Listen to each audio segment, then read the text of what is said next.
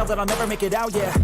Please tell me all the bad, never good. Fill my head full of every single doubt, yeah. Please say any negative thoughts. I pop off when I hear people say I cannot. I get off to the thought of proving everyone wrong. I won't stop to the top, so you better back off and get lost. I'ma stay loud, stay proud, never running out, never heading south. I'll be spreading out, call it word of mouth. Can't put me down, I'll be getting loud. You can have it douse, not what I'm about. Have your f***ing cloud, it be raining now. I keep making sound, go another round. I'm legend bound, can't stop me now. You don't wanna fuck with me. A slow burn like a disease. Just tell me that I can and I'll show you things that you couldn't believe. Just tell me that I can. Just tell me that I can. Just tell me that I can. Just tell me that I can.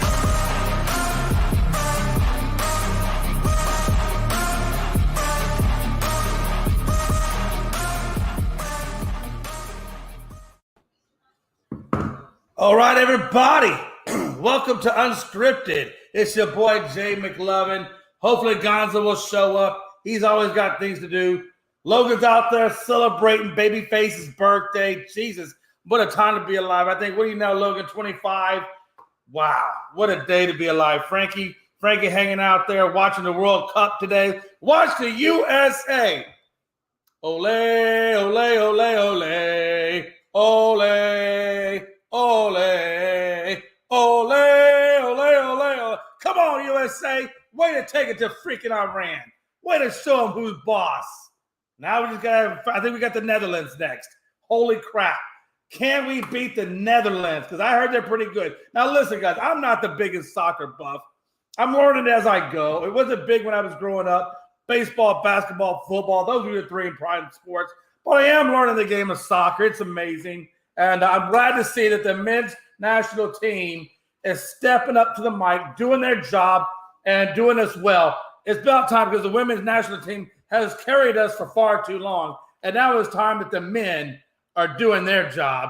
And now they're representing the U.S. to a high standard. Much love, USA. Let's go all the way, baby. Next, I want to turn our attention to something I saw on Facebook. Maybe it was even on Bleacher Report, where I saw Mike Tyson had made a comment when he was talking about who was the greatest fighter that he remembered. And his answer was not, believe it, was not Floyd Mayweather. It was actually Sugar Ray Leonard. Although I believe Mayweather now is 50-0, he said, if you thought Mayweather was the best fighter ever, you obviously haven't met Sugar Ray Leonard. Leonard, as you know, had 47 fights, 78 fight winning streak, 78 fight winning streak. I mean, that's incredible. Not taking anything away from Floyd Mayweather by any means, but Sugar Ray had a 78 fight streak of winning, 60 of it by way of KO. Mike said, a quote, Mike Tyson said, "Don't tell me you're the greatest fighter," in reference to Mayweather. Manny Pacquiao. Look at Manny Pacquiao. What a great fighter he was, or still is, right? 12 titles, 8 title defenses in 8 different classes. I mean, that's pretty damn impressive himself. Mayweather, again, is an amazing fighter. Nothing to take anything at all away from what Mayweather has done. We all know, Mayweather and his winning streak. You look at Julio Cesar Chavez. A lot of people forget Julio Cesar Chavez and what he did. 130, 135, 140-pound, undisputed, unblemished, all the way up to his 89th fight. I'm just saying, hey, nothing against Floyd, man. I like Floyd Mayweather. Quite honestly, I like how fast he is. I like his instincts. I like his defense. I like how, he doesn't give the fighter a chance to get into their rhythm. I like Floyd Mayweather. But don't say that he's the best fighter ever unless you can account for Sugar Ray Leonard and you can account for Julio Cesar Chavez. I mean, those are some pretty spectacular fighters as well. And that's coming from Mike Tyson. I mean, you got to admit, a boxer knows a boxer, right? Not that we don't know what we see. In other news, man, hey, listen, there's a lot of things that are going on in this world, especially in the NFL reigns, right? We talked about it earlier. I believe it was Wilson. Should Wilson be traded? What should the Jets do with Wilson? I know we were talking about that on the morning show specifically. And I think when you're looking at Mike White, you got to say to yourself, if you're a Jets fan, hey, give this guy the opportunity. Give this guy the rock more often. Because I'm telling you, this dude can be special. It may be so special that the draft capital that you would probably take on somebody else in terms of quarterbacks, if you don't think that Zach Wilson is the guy, which I think a lot of us don't believe anymore in Zach Wilson, definitely not after he was asked, do you take accountability for the loss that you just had? And his answer was no. Okay, you have no accountability. You're the field general, but you have no accountability. Now, obviously, his teammates had a conversation. The coaches had a conversation with Zach, and I'm pretty sure Zach has a different opinion now. But still, is this really the guy you want to lead or you believe in can lead your franchise to where it needs to go? I don't personally think so. I believe when a man gives you an answer like that, that's truly how he feels. It's truly how he feels. So I think if you're a Jets fan, you got one or two ways you can approach this. Yes, you could give him another chance to battle it out in preseason next year, see if that makes a difference, and see if his attitude has made a difference, see if he improves upon his decision-making, things like that. Yeah, you give Zach maybe another chance. I think you ride Mike White out until the end. And then you look at his body of work at the end. And if you still feel like he's your guy, and if your teammates are buying in to Mike White, then you ride Mike White next year as your starting quarterback, and you take those draft picks and you start bolstering up that offensive line. Because if you know anything about the preseason, the offensive line was basically a patch together thing because they took about 2 or 3 different injuries in the offensive line. I believe Dwayne Brown, I believe, was the last injury on the offensive line for the Jets. So if you're the Jets, you got to believe, okay, I need to shore up this offensive line. I need to find me a wide receiver one, unless you think that Williams, is it Williams or Davis? I think it's Davis. Let's be honest, the Jets don't have a wide receiver one. Let's just call it at that. I think you bolster up that offensive line. You bolster up that wide receiver one, or get a wide receiver one to give Mike White the opportunity to throw to other targets. Conklin is doing a good job, I think, at tight end. So I think he's got his tight end. He definitely has his running back in Breece Hall. Even though Breece Hall tore the ACL, he'll be back next year. He'll be ready to go.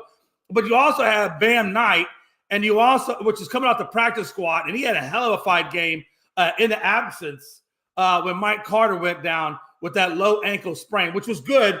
It's good that Carter got the low ankle sprain, because if that would have been a high ankle sprain, Carter would have been done the rest of the year. But the fact that it's a low ankle sprain, that'll put him at day-to-day, and most likely he should be back next week. But even if he's not, you got Bam Knight. Bam Knight gave you, 69 yards on the ground. He gave you another 40-some-odd yards in the air. I think 1 or 2 touchdowns. He did pretty well filling in. But Breece Hall is still your number one running back on your team. So you have your running back. You may possibly have your quarterback if White can deliver. And then you still have a pretty good defense. All you got to do at that point is just bolster up that offensive line, get your wide receiver one. And I think this Jets could be a formidable competitor come next year or the year after. I mean, you look at them this year, look how well the Jets have done. I mean, honestly, look how well the Jets have done. At one point, they were like, ranked 2 in the division? Who had the Jets at number 2 in the division, honestly? By a show of hands, anybody have Jets ranked number 2? No. But this team is coming together, and Saleh, however you want to say his last name, is doing an amazing job getting the culture of this team right, bringing in the right guys, putting the right guys in the spots. And I think come next year, come the draft and free agency, they get that offensive line, that wide receiver one. This could be a very special team. And that's going to make the East and the AFC even tougher. Because let's be honest, anybody here think the Bills are going to get the division? I got to be honest with you. If you would ask me at the beginning of the season, everybody's saying yes. And it's not a common answer or a favorable answer to say that the Bills are not going to win the Super Bowl. Because quite honestly, look at the team. Look at the injuries the Bills have taken on. The injuries alone have cost this team its secondary. You just lost Von Miller. You're possibly and then if you look at the Bills, you got Josh Allen, who has had his own injuries. the team has had a lot of injuries. And I don't care what anybody says. You can be a number one squad, but injuries can decimate you to the point where you're not the favorite anymore. And that, unfortunately, is what happened to the Buffalo Bills. The Buffalo Bills have been decimated on that defense with injuries. And once Von Miller went down with that lateral meniscus tear, you just got to think, okay, that's your field general on your defense. So that's why I say the Buffalo Bills, unfortunately, they could squeak in as a wild card, but I'm not really looking to see a whole lot from them just because that defense just isn't there, especially with the injuries. Damian Hernandez says, to be fair, Baker Mayfield and Kyler Murray act the same way that Zach Wilson does. No, they don't. No. Baker has a competitive spirit. Kyler Murray, I'll give you Kyler Murray. If you want to put Kyler, okay, put Kyler, because Kyler's still thinking about the Oakland Athletics and possibly taking that lateral move to baseball, quote unquote.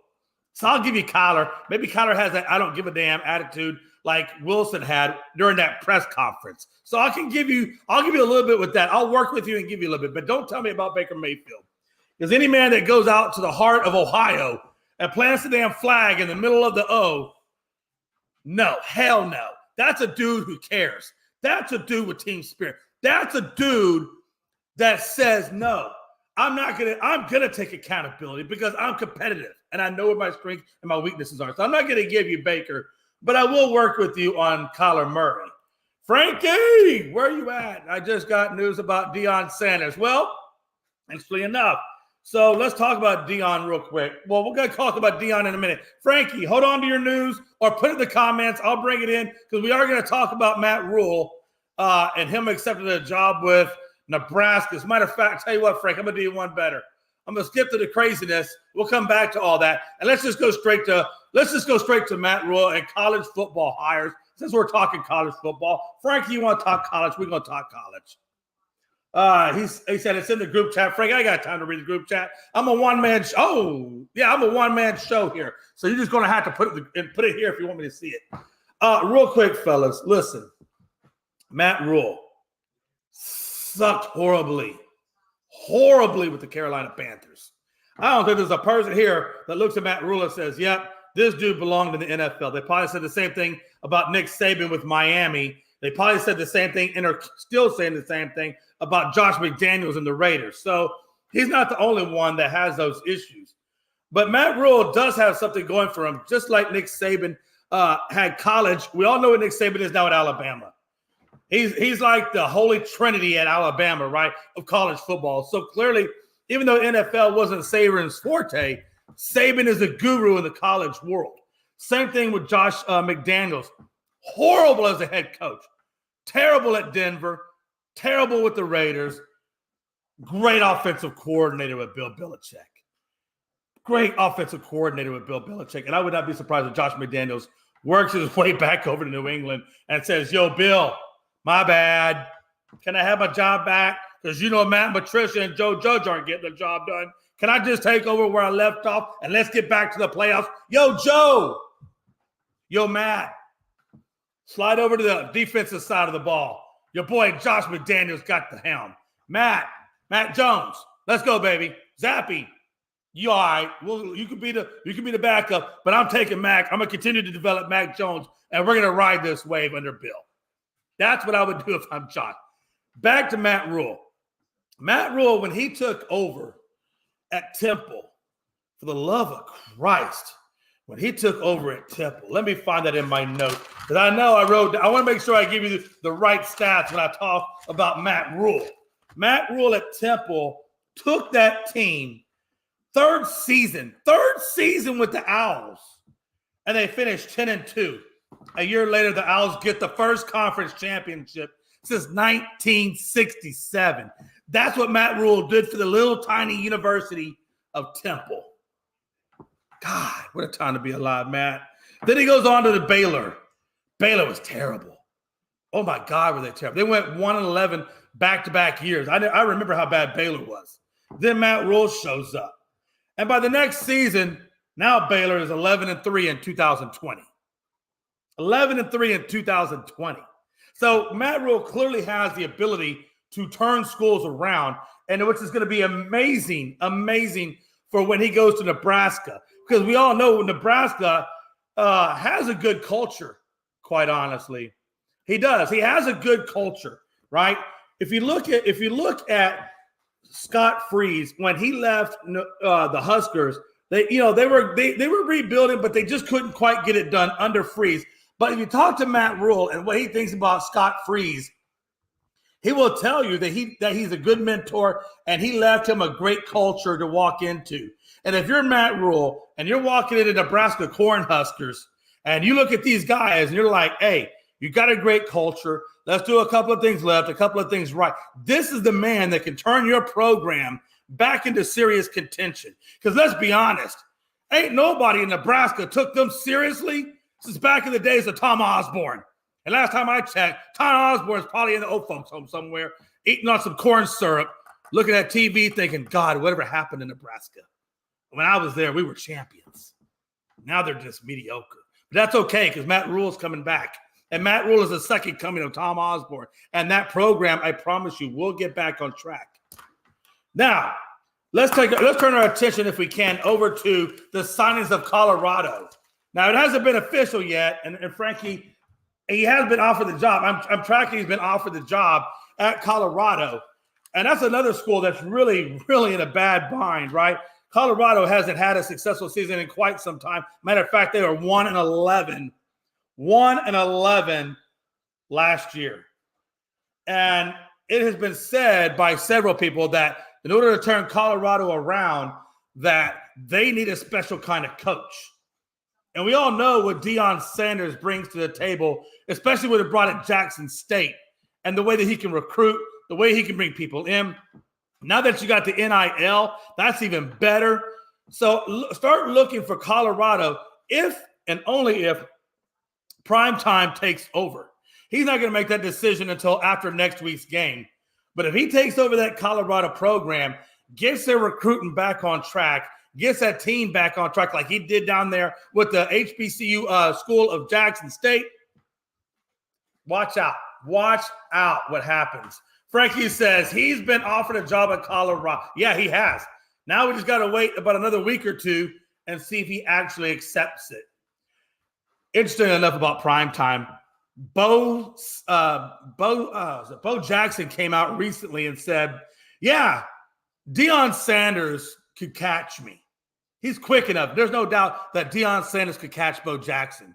But what Bo said was, when he catches me, he wouldn't know what to do, which is true. It's absolutely unequivocally true. When's the last time you've seen Deion Sanders want to tackle somebody? That man did everything sidestep. I saw him moonwalk one time away from a defender just so he wouldn't have to tackle him. What a time to be alive. What a time to be alive. John Suggs says, hell, a blind person can coach better than Scott Frost. Okay, true. But the man did leave a good culture for a guy like Matt Rule to come in and take over. So now, Scott's out the door. Let's see what Matt Rule does, because his resume at the college level is pretty nice. It is pretty nice. John Suggs goes on to say, I think Colorado would get a huge win if they got Deion, because he can recruit. Exactly. That's my whole point. The way that he can recruit and the way that he can help this team and the challenges that they can face when it comes to adversity. You saw it in Jackson State. I think you're going to see it at Colorado with the Buffaloes as well. But his son is still in school, and Florida is loaded with talent. I don't see Prime leaving. I think Prime will leave. I don't know that that's going to be enough. If anything, I think he takes his son with him. If I'm not mistaken, Rule is bringing other coaches with him. I think South Carolina offensive coordinator, if I'm not mistaken. Well, I guess I got to wait and see. I have not gotten the full scoop on what offensive coordinators are going to be joining him, but it would be interesting to see who does join him, to be honest with you. Again, John Monroe says, huge Cowboy fan. I never liked Deion. He was scared to break a nail. Again, thank you. Jesus. By the way, can somebody please tell me who won the World Series? I'm confused. Who won the World Series?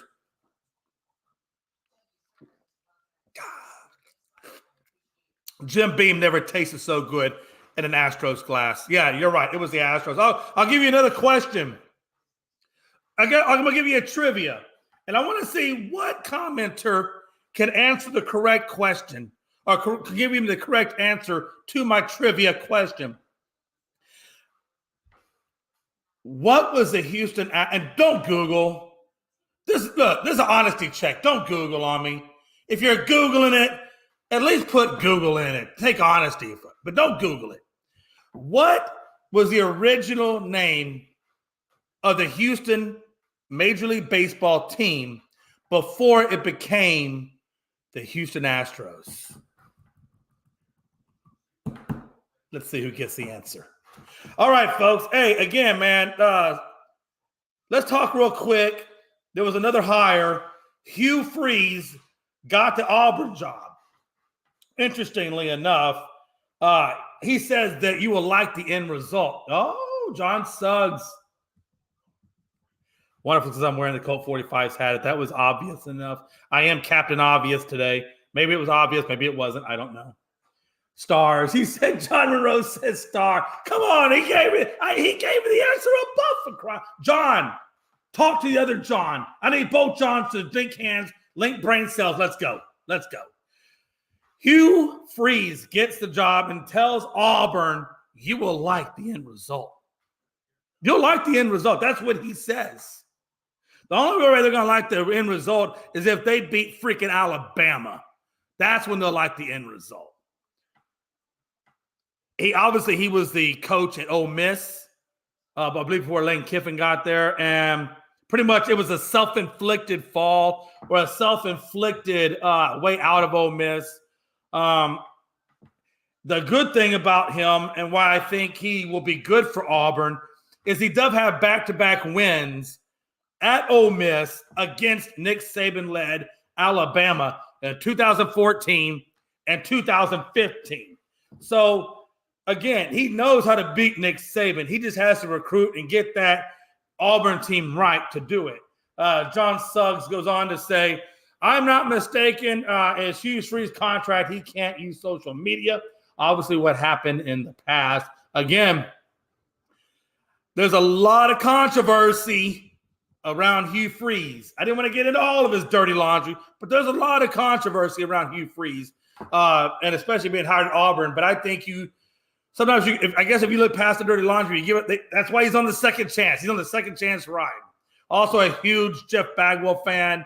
Yeah, man, absolutely. Hey, I'm a huge Bagwell fan as well. That stance he had was so weird that it was crazy how he could generate the power that he was generating, given the way that he was hitting the ball. It was completely upper body.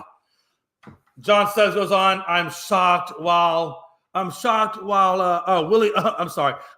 Willie Freeze didn't get the chance from Tulane because he has turned every dumpster fire into winning teams. And again, I think that's going to be a good chance to see what he can do for Auburn in the SEC. Now that he's back in the SEC, it's going to be interesting to see where this Auburn team goes. And he's saying Willie Fritz. I get Willie Fritz. I want to see what Freeze does. I think Hugh Freeze, I have a good feeling about him. If you can beat Nick Saban, you can do it. He's going to have to get his shit straight. So again, we'll have to wait and see more as that develops. But on to the next topic real quick. I'm going to go back for a second to the NCAA recap. Risers and fallers. Oh, sweet Caroline, coming for to carry me home. Yeah, that's exactly where TCU's at, baby. That's exactly where we are. Back in the top four, solidifying ourselves. 62-14, Iowa State. Who can deny us? Yeah, you let USC in there. USC got in there because they do have a really badass quarterback at Caleb Williams. I ain't taking nothing away from Caleb Williams. The dude's badass. But don't look past my TCU. The Frogs are back, baby. Right now, LaDainian Tomlinson is in his living room saying, let's go, TCU. Let's go. John says, don't be surprised if Tennessee loses to Vandy, especially without their starting quarterback, and Vandy has had some momentum. Weird to even mention Vandy, laugh out loud. Yeah, it is weird to mention Vandy. I don't even know why we're talking about Vandy. I'm gonna let you have that one. But yeah, absolutely. Interestingly enough, LSU loses to A&M. Wow. Jimbo Fisher got the win over LSU. Now LSU is, 3 losses in? I believe they're still going to be playing Georgia at the SEC Showdown. What happens if LSU magically reincarnates their magic from earlier and could beat a Georgia team? What if they win the SEC Showdown? It happened. Upsets happen all the time. Hell, this whole damn college season has been nothing but upsets. And if you don't believe me, go ask Nick Saban. Where's Nick Saban at right now? Has anybody seen Nick Saban? I can't look that far down. I do believe they're at 7. But nobody cares about Alabama. Let's just be honest. Anybody except Bama. That's right, damn it. Anybody except Bama. Redbeard said Georgia is no longer number 1 if LSU wins. Oh, yeah, they're definitely not going to be number 1. My question is, Georgia's going to stay in the top 4. They're not going to disappear out of the top 4. But my question is, where does LSU now fall in the equation with 3 losses? Are you telling me that you put the champion at the SEC into the number 4 with 3 losses? Especially when one of them's to A&M, who wasn't even ranked? What are you going to do? You're going to kick TCU out? You're going to kick USC out? I mean, it probably will happen because that's how the politics of college football works. It's freaking retarded if you ask me. No offense. I know that's not a good word to use. John says, question, though. If USC happens to lose in the Pac-12 championship, you think Bama jumps Ohio State and makes the top 4? You know how they want to keep Bama in the mix. Absolutely want to keep Bama in the mix because Bama brings the damn dollars. At the end of the day, Bama brings the dollars, right? But is it fair? How many losses does Bama have? Last time I checked, Ohio State only has 1. And there's 2 schools of thought. People who hate to hear the words strength of schedule and like to hear the words record. And then there's the others that like to hear the word strength of schedule, but want to discount the record. So I guess the answer to your question, John Suggs, is which way do you fall on? I personally fall on record. I don't give a damn about your strength of schedule. I want to know what your record is. Because you can't tell me that TCU hasn't played people. And they're unfreaking defeated. You going to tell me that USC is worse than Alabama, given the performances that Alabama's put up against Texas on a number 2 quarterback, and you only get them by 1 freaking point? Fuck out of here. Get the hell out of here with your strength of schedule bullshit. Just go by the record. Go by the wins. Go by the losses. And then look at the way in which the wins happened and the way in which the losses happened. And then you come tell me who you think the top 4 should be. He says, USC happens to lose in the Pac-12 championship. You think Bama jumps Ohio State. Well, Alabama didn't play any championships this year. They're not even in the conference championship for the SEC, right? But USC was in the championship of their conference, right? Last time I checked. So, no. Do I think Alabama should jump USC? No. Or excuse me, jump Ohio? No. Because Ohio only has 1 loss. But they also beat a Penn State team, which was ranked. So I don't think so. I don't think Bama should be in the top 4, period. They had their opportunities. They've had plenty of opportunities to get into the top 4, to redeem themselves, and they still look like soft, Charmin, garbage-ass people. I'm sorry, the whole team is just soft. It's not the same Bama that we're used to seeing. Bama made it before without playing in the SEC championship. True, they did. They did. But how many losses you seen this year in the way that Bama narrowly escapes games, quite honestly, that were against number 2 string quarterbacks because the number 1 string that was kicking your ass was injured. Ewers doesn't go down, Bama loses straight up. Then what are we talking about? Alabama starts the season 0-1 to an unranked team. What are we talking about? Come on. I honestly think as much, and it's a weird anomaly, right? You want to play the political game. Georgia's got the better record. LSU comes in. They get the SEC championship. But yet you don't put them in. So what do? Who are you knocking out? Put in the comments, who are you knocking out? Are you going to knock out TCU? Or are you going to knock out USC to let a 3-loss team in? Again, that's a lot of unfair political bullshit. But who do you going to knock out? Answer that in the comments. Who are you knocking out when I talk about another couple of items on the agenda? South Carolina beats Clemson. God, Clemson, you're number 8. And you let Spencer Rattler come into town and make you look stupid. Just stupid. Ukulele. That's his last name. Ukulele. Guy barely put up any freaking stats. Ukulele. Maybe Ukulele should go join the Clemson band and find himself a ukulele and figure out how to play a ukulele on a ukulele. Maybe that's where he belongs. Just asking for a friend. Clemson quarterback, yeah, ukulele. You call him DJ, I call him ukulele. It's terrible. Terrible. He's terrible. God, what a time to be alive, man. USC over Notre Dame. Notre Dame actually looked pretty crappy to start the season off, and then Notre Dame started settling in and playing some decent football. And yes, USC got the win over Notre Dame. Oregon was upset by Oregon State. Bo! Bo! This is your Heisman campaign, Bo. Bo Nix, this is your Heisman campaign. Where you at? Bo, where you at? Yeah, you lost to Oregon State, Bo. Where you at? So let me ask you this, guys, a question. Who gets a Heisman? Who is in the Heisman running at this point? Bryce Young. Oh, we still got to put C.J. Stroud in there.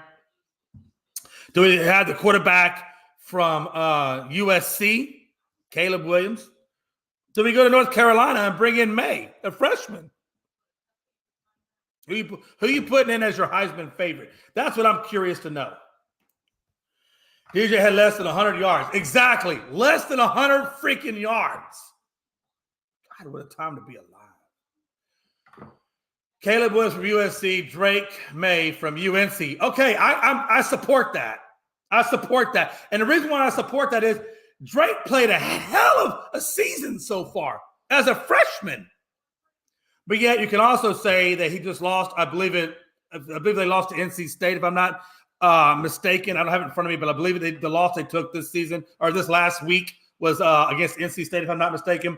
And so maybe you hold that against him because truthfully, North Carolina hasn't, quote unquote, played a lot of top ranked teams, right? So maybe you put Dustin in the background for right now because you got to look at Caleb Williams. He's sitting in the 4th spot and he's coming off a pretty good win over Notre Dame, has great numbers, great stats. So yeah, I would vie for Caleb Williams as the lead candidate for that. Also, don't look past Edwards, man. Sometimes, I get a quarterback most likely will get the Heisman, but does a quarterback is that another political thing? Should it be politically? We always say, well, the Heisman's going to go to a quarterback. Very rarely do we see a Devontae Smith, wide receiver from Alabama, who's like 5'9" nothing, but has a spectacular, IQ and athletic acumen, and he gets the Heisman. So very rarely do we see Devontae Smith come out of nowhere, right? Rob Scott, my brother. Hey, Rob, get your butt in here. I need right now I only got Ivory. I need Ebony. Ebony and Ivory. God, where's my Ebony right now? Rob, it's in the link to the show. It's in the group chat. I need some Ebony. I need some soul. I need my soul brother from another mother to come be my sidekick right now. John Suggs goes on to say, lost to NC State on a missed field goal. Which again, huge rivalry game, big time rivalry game. And I think Dustin May, unfortunately, in Carolina left it up to a field goal, whether or not they were going to get that win. Oh, hell no. Dustin, going into next year, Bubba, don't let it be a field goal that knocks you out. You put a statement on that statement game, and that's how you get to the Heisman. That's how you leapfrog a guy like Caleb Williams, and you get the Heisman, because you don't leave nothing to chance. You don't let nobody guess you. Oh, what a time to be alive. But extend, Dustin May, man, hell of a damn freshman year. Seriously, hell of a freshman year, man. So as a recap, let's talk a little Michigan, Ohio. Let's talk a little Michigan, Ohio. Holy, I've been waiting on this one. Michigan, Ohio. Jesus. Can somebody tell me who was the MVP of the Michigan, Ohio game? A lot of people are going to tell you that it was the running backs that were the MVP of that game. I say, hell no. And no disrespect, Edwards. No disrespect. Dude, you were badass. No disrespect. You gave them 216 yards. You gave them 2 touchdowns. No disrespect. You can say Caleb Johnson. No. No disrespect. 160 receiving yards, 2 touchdowns. You could also say McCarthy. And I would actually say that's a hellified argument. At 263, 3 touchdowns passing, and 27 rushing yards, and another touchdown. And if you say McCarthy, I ain't mad at you. I'll give you Mike McCarthy.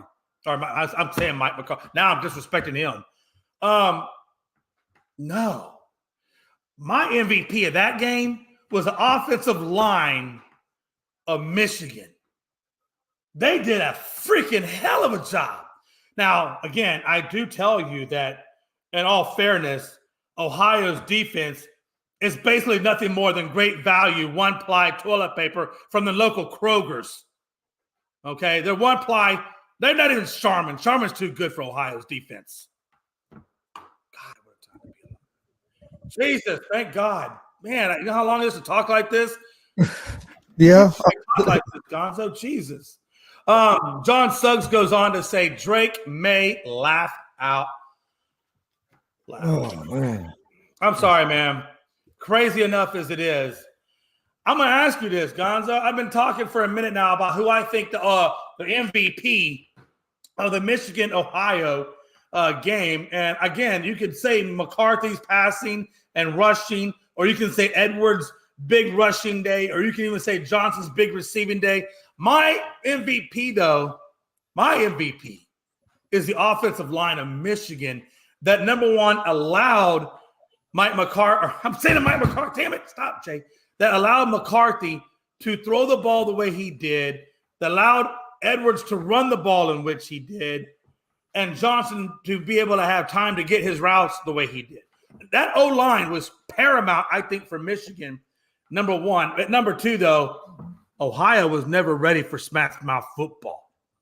Ohio defense was never, ever, ever ready for smash mouth football. And if you don't believe me, go back and rewatch that game. Go back and rewatch it. And every time you see those running backs beat the ever-living dog shit out of Ohio's front seven, you come back and tell me differently. Gonzo, thoughts and opinions on who do you think was the MVP of the Michigan-Ohio game? I would say the quarterback. I agree with you on the offensive line because they did play well, but I would say the quarterback just because nobody expected him to be able to win that game if Corum didn't play. They didn't expect him to be able to complete the ball down the field. He had, 2 or 3 passes over 45 yards for touchdowns, ran a touchdown.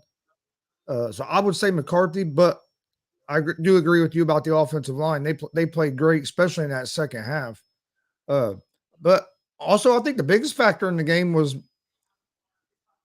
Ohio State got outcoached, and especially in that second half of that ball game.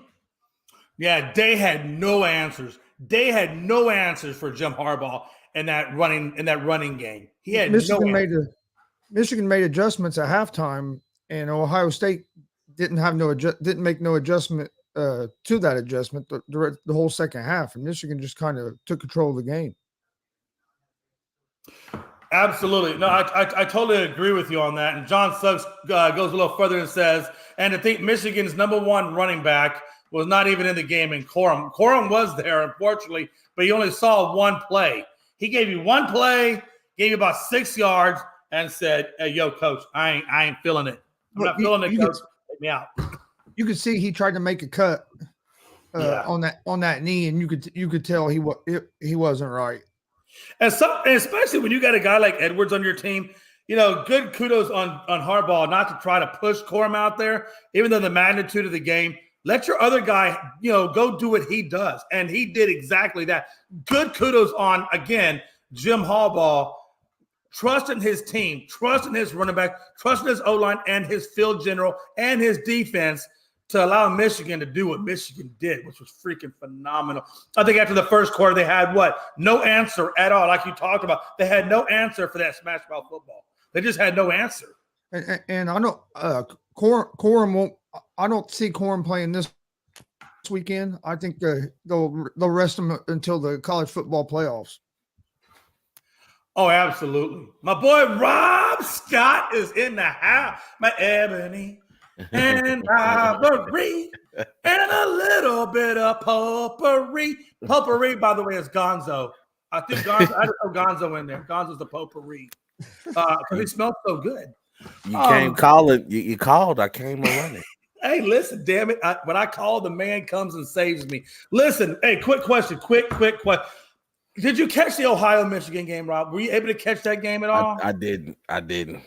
Bro, it was so hilarious. At one point, this is how bad it was.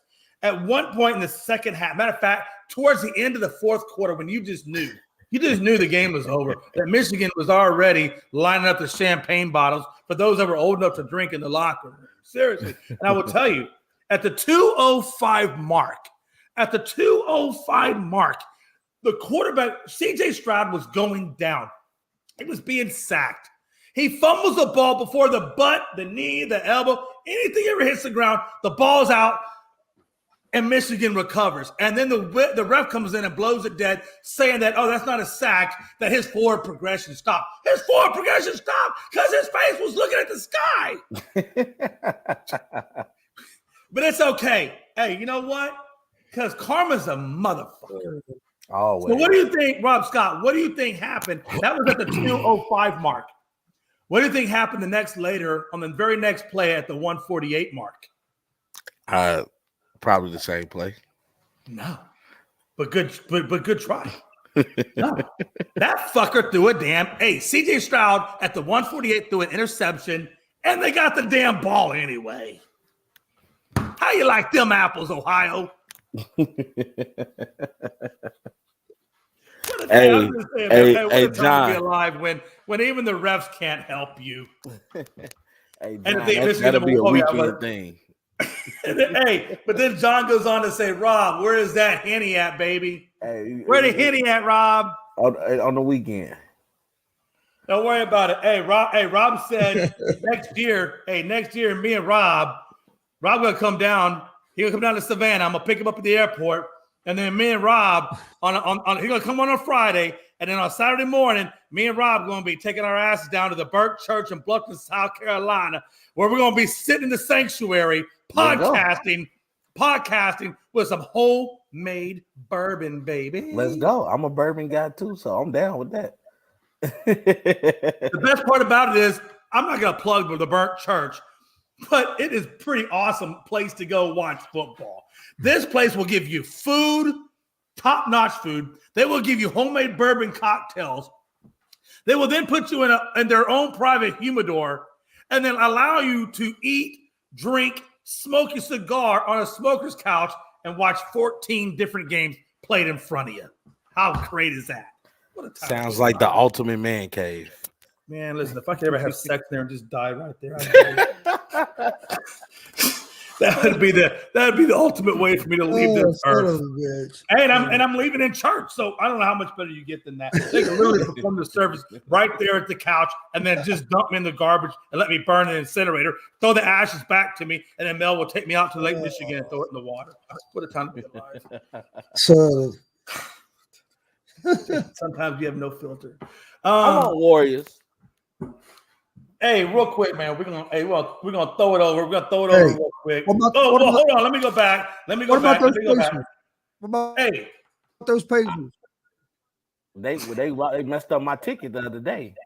Hey, hold on. When, last night? Hey, they probably messed up a lot of tickets. But hey, let me ask you this, man. I talked about this a minute ago, Rob and Gonzo, and y'all weren't here, but I want to get your thoughts and opinion on Hugh Freeze being hired at Auburn with the controversy that is surrounding him. What do y'all think about that hire? What's going on with Hugh Freeze? Well, he kind of just left Ole Miss in kind of a funky situation. Some stuff on social media. I didn't catch all the I got to do more research on him specifically, but I know there was some social media issues surrounding Freeze. But we may revisit the Scott Freeze subject when I get more information. But I just know that he was hired as an Auburn coach, and he did beat Saban in 14 and 15. So he has back-to-back wins against Saban. What do you guys – I guess what I'm asking you is when you bring a guy like Hugh Freeze in and he has success against, Nick Saban back-to-back, what does he do for Auburn going forward? Oh, that's what he's in trouble for?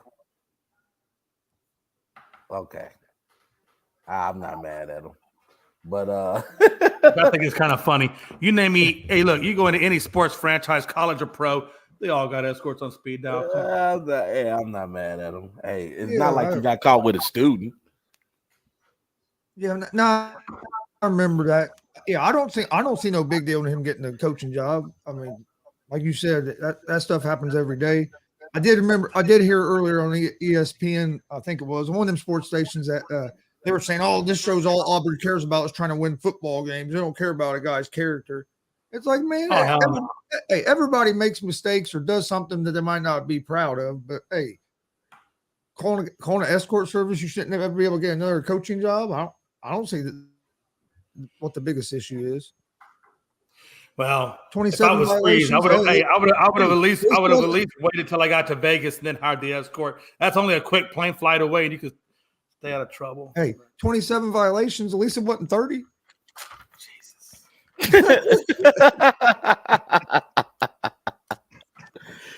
Well, Gonzo always finds a positive in every situation.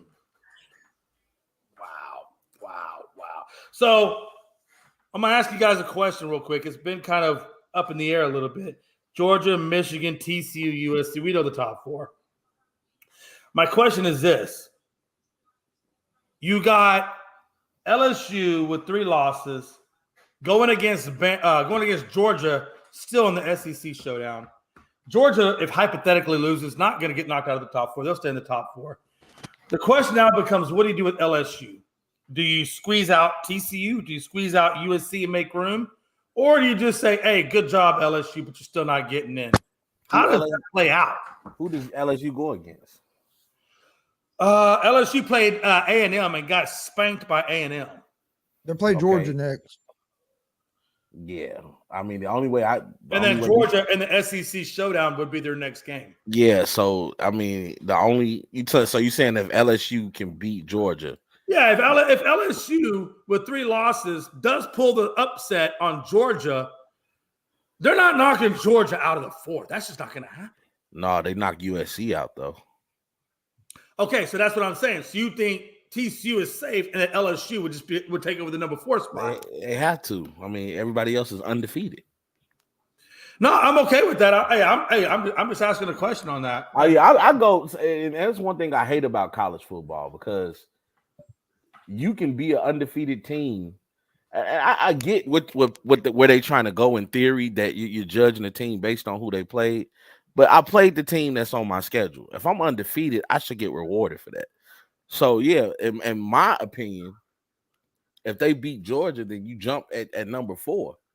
Yeah. Or maybe even number 3, and you put Georgia at number 4. Oh, wow. I don't think LSU gets in no matter what. I mean, if they beat Georgia, I can see Michigan moving to number 1. And LSU moves up. I mean, beating Georgia, a powerhouse like Georgia, especially a team that's undefeated and who people can say they beat the toughest opponents. So, yeah, but they've been beat 3 times. What, this season? Yeah, LSU's had 3 losses on their schedule already. Yeah, they're 9-3.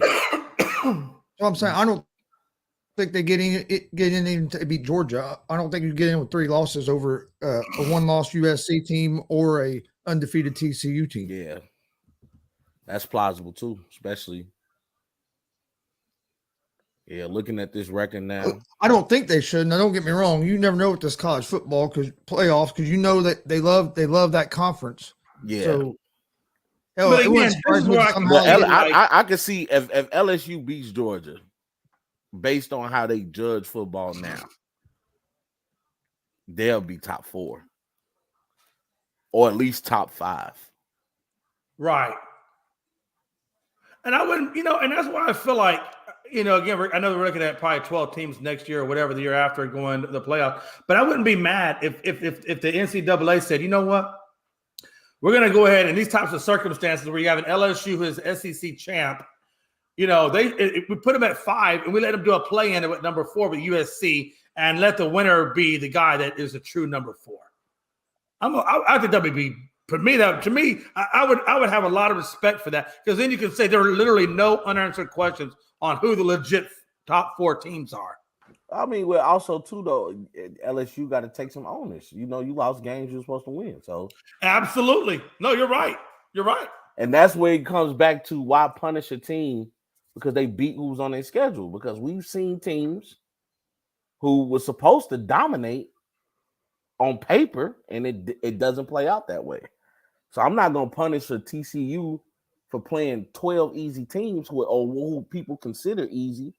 They beat them. How many times we've seen teams lose to teams they're supposed to dominate? Absolutely. Tennessee was a prime example. Alabama was a prime example. And I'm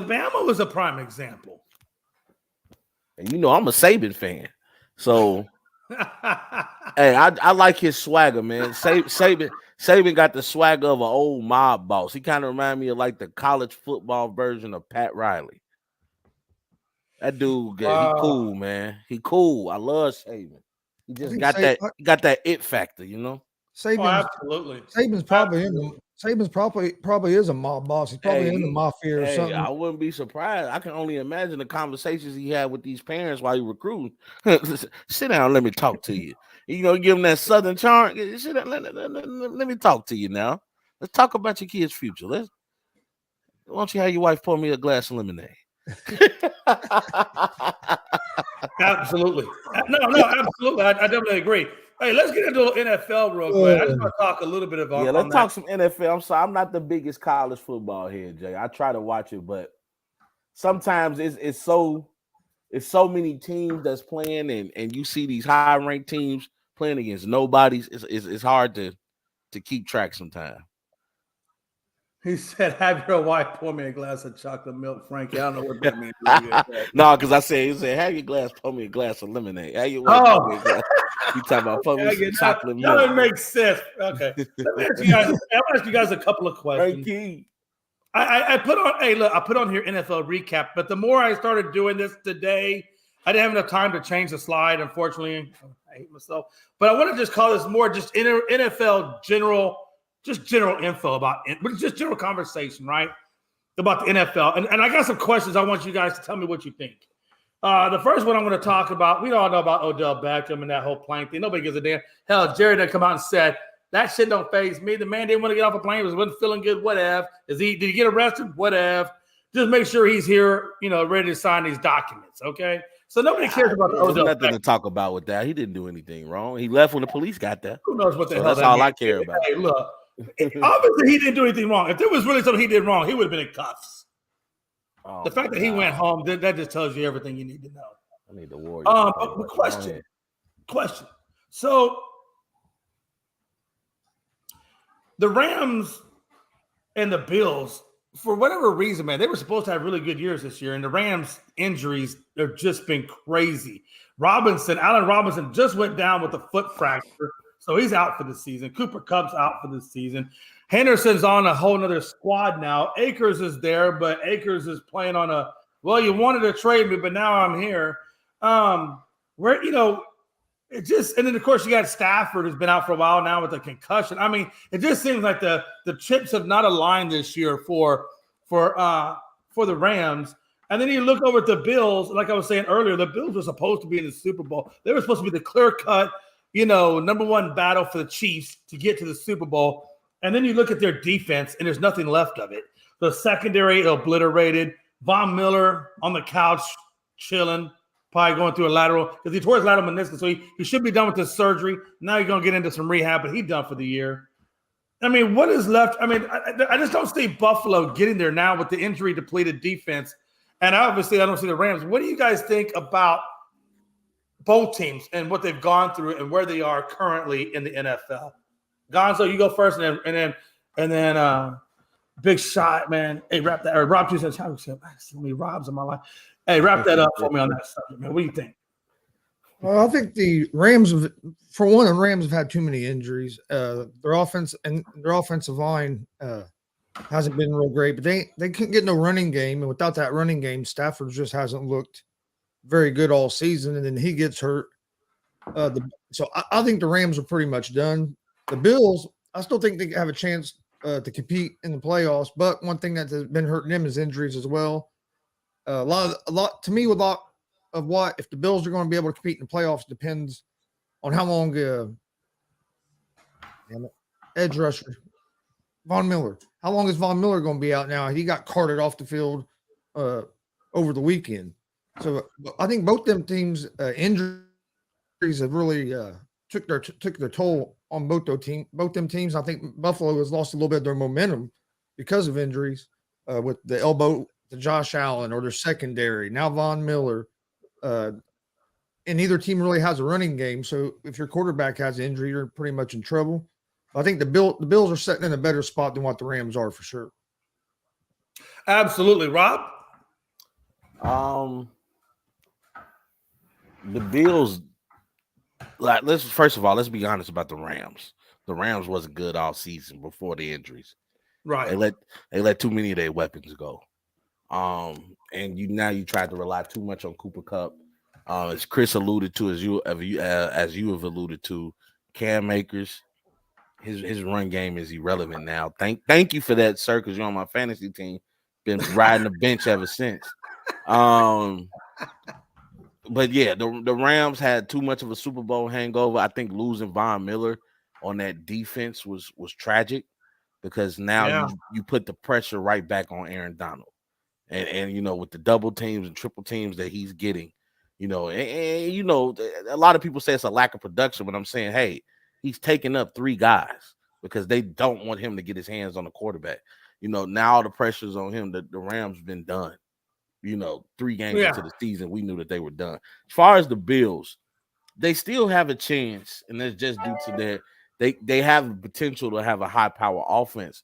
But as I've said before, I mentioned this about Tom Brady in the past. I mentioned this even about the great Patrick Mahomes, who I think have made that next step as now he is the best quarterback in the league. And a lot of people still riding with the Josh Allen thing. Right now, Mahomes is on a different level. But it's not it's not a recipe for success constantly throwing the ball. Josh Allen can't have 50 to 60 pass games, and you can't get that run game off. And now you're losing key pieces on defense, as you mentioned.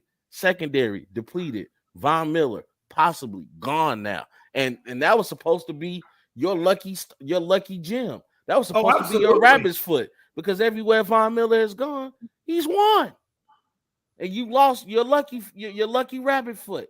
So now, to me personally, I don't have the Bills making it to the AFC Championship game. Yeah, I don't either. And again, it's solely because of the defense that I don't have them going there. That defense is too big of a hit. They need that defense because honestly, with the way that with the other teams play defense now, yeah, he's gonna have games where him and Stephon Diggs just look like the best duo in the NFL. Then he's gonna have games where they're gonna find it consistently hard to score because you can't run the ball. Josh Allen can't be your leading rusher. Let me ask you guys this question. Let's turn our attention over real quick. Since we're in that same division, talk about that division. Let's talk about 49ers real quick. They just lost Elijah Mitchell due to a knee injury. And if you know anything about Elijah Mitchell, they just brought him off 2 weeks ago from the other injury that he had this year. Do you? My thing is, I feel like they brought him back too fast. I felt like you had McCaffrey there. He's holding down the fort. You don't got to rush Mitchell back. Let him get healthy because you got Debo and McCaffrey that can both run the damn ball. You're okay. You don't have to rush him back so fast. Do you think that they rushed Mitchell back way too fast? I mean, what he's a young guy, so if the doctors cleared him and he's cleared to play, I mean, you have to play. Unfortunately, but with McCaffrey there and the way that they can play with Debo, I don't know if the 49ers really miss Mitchell as much as you might think. Of course, to always have weapons available is a great thing, especially with the fact that McCaffrey has health issues. So, but as we've all seen with Debo and McCaffrey being on the same side together, taking pressure off each other, I like the 49ers' chances of McCaffrey finishing the season healthy, going into the postseason healthy. Oh, yeah, absolutely. 49ers are like the best team. That I think right now the best two teams in the NFC, the 49ers and the Cowboys, honestly. Yeah, Thank you. Thank you. Somebody agreed with me on that. Well, the 49ers and the Cowboys are the best. I don't know, man. I mean, I'm not giving up. I'm not turning my back on my original thought process. And this is a team who I despise. But I'm not gonna. But my unbiasedness is not gonna allow me to turn on them yet. On the Vikings, I still think the Vikings have something to prove. For me, I got the two best teams on the side. I still got Vikings and I got Dallas. Did you say I thought you were going to say Philly. Okay, I thought he was going to say Philly too because I'm starting to think he's really undercover Philadelphia fan. hey, Mister. But you said the Vikings. Now, don't get me wrong. I think the Vikings have the second. I think the Vikings have the second best wide receiver in the league. Hold that up.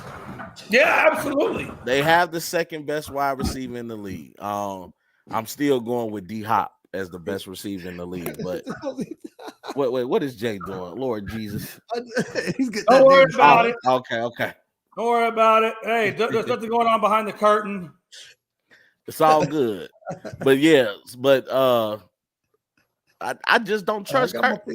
I don't trust Kurt, man. I don't trust old 5 chains. Oh, so you say. I don't. Look, hey, which is fine, which is interesting because Rob, I'm gonna do it to you, man. I'm gonna put you on blast a little bit. What? Because I said that they were gonna win the division. The NFC North is easy to win right now. It's easy. Anybody that knows football could have called that. If the Vikings make it to the East Showdown and the Philadelphia Eagles aren't there, this day will come back to haunt you. No, I said it's going to come back to haunt you. I said the best two teams. Doctor, and they diagnosed you with the worst case of herpes ever. Jay, I said the best two teams are the 49ers and your boys, the Cowboys. Oh, hey, look. I'm okay with that. I'm not saying anything about the Cowboys yet because I don't want anybody to quote unquote say, "Oh, Jason, he's just one of those typical Cowboy fans." Jay, I don't want right that now. shit on Look, I'm look, saying Jay, a little unbiased. Don't be unbiased because you're definitely not unbiased when it comes to the Astros. So I don't know what you're talking about. Hey, John Suggs, I agree. That's right. One thing about first of all, Jimmy G got a bad rap. I told people, I think Chris told people, a couple people, Jimmy G, I don't care. You love him or hate him. The team plays better when he's on the field. They love him. That he is a leader. And people don't want to admit that because they hating. That's the only thing I could come up with. Flashy choice. They hating. Jimmy G, yeah, he's not Aaron Rodgers. He's not Tom Brady. He's not Lamar Jackson. No, he's Jimmy G. And it's just the way that people play better when he's on the field. He got that. I don't want to say he got the it factor, but he has a quality in which other guys are like, you know what? I'll run through a wall for this guy. Hey, and the women love him too. Did you see him at that basketball game where all the cheerleaders came up to him and didn't even act like they knew any of the other football players. Hey, he got that tall Calvin Klein look. He Go was sitting ahead, there with Jimmy G. McCaffrey. He was sitting there with McCaffrey and Kittle and them guys, and them cheerleaders just walked right by them guys. They were all about Jimmy G. Jimmy G looks like a skinny Superman. Ah,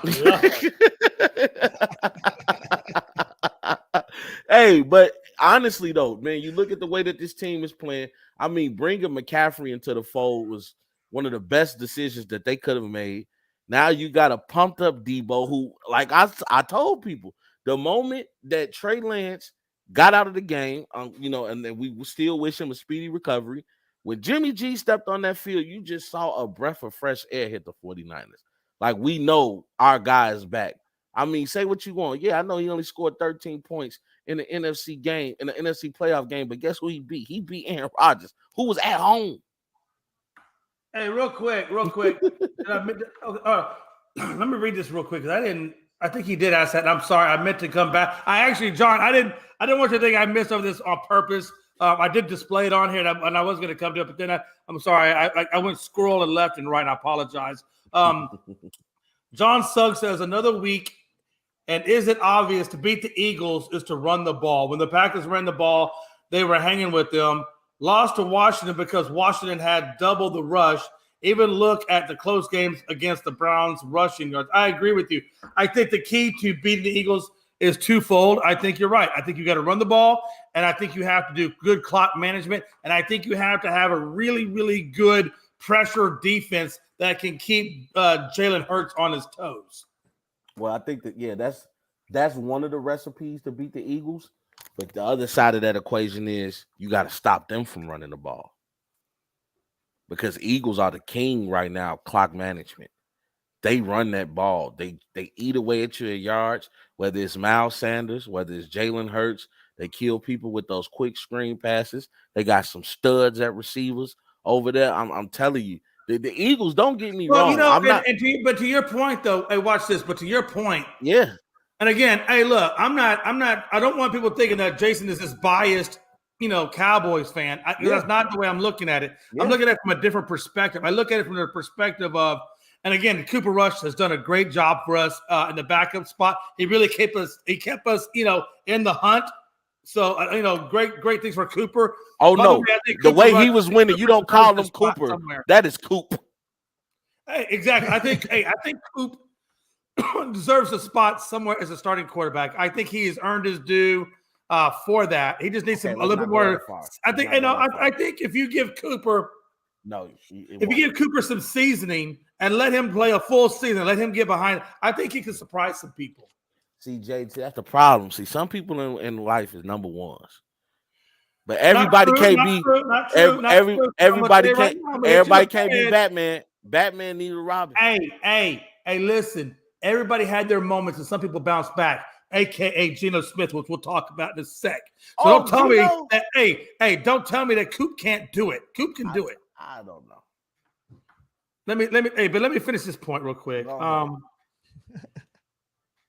Again, look, the Eagles are going to be tough. I think the Eagles, Cowboys, Vikes. I put the 49ers in there too. Look, these are teams that are going to be, when it comes down to playoff time, we're going to be looking at these guys. I promise you, in some capacity, whether they come in as a wild card, they're coming in as a divisional winner. These are going to be the teams that we're talking about as we get ready for the Super Bowl and see which one of these guys can actually do it. My question for you is I want to talk about the Dolphins just for a sec. We know how that AFC East. I think the two toughest divisions right now in football is the AFC East and the NFC East, which is weird how they're both in the East side of life. But if you look at that, if you look at how good that AFC East with the Jets doing, what the Jets are doing, even though the Bills are decimated at defense, they still have a good track record. Even down to New England, Frankie. If I don't say the right things, Frankie's going to come in here. He's going to do all kinds of Frankie shit. So let me just give Eagles the New England their props. New England has played very, very well. They still got a lot of issues. Number one issue being that offensive coordinator, but that's for another day, another time. But top to bottom, there are no losing teams in that division, right? All of them could qualify or may have a chance at qualifying at a wild card spot. But I want to talk about this Miami team real quick. With the healthy Tua, can anybody, number one, in the East, can anybody catch them And number two, how far in the playoffs do you see Miami going? And be realistic with it. I know the Chiefs and how good the Chiefs are, but what do you see from Miami and what Miami is doing? Gonzo, and then Rob, you wrap that bad boy up. I think Miami will make a pretty good. I think they're going to make a pretty deep playoff run. I still don't. I know they beat the Bills earlier in the season. We'll see if they can beat them again in the playoffs. I think you got Miami, the Bills. I still think the Chiefs are the top team right now in the AFC. But I think Miami can make a deep run. They're playing pretty good. Tua has played a lot better this year than I thought he would. He's made a real big improvement over his last couple of years in the league to now. A lot of that probably is having a coach that believes in you. Where when he had Flores, he went in Flores' guy. Flores, everybody knows, didn't want to draft Tua, but Tua's made a big stride. The only thing that worries me about Miami a little bit is going to be their defense. Is that defense going to be able to hold up enough in the playoffs? That'd be the question mark for me with the Dolphins.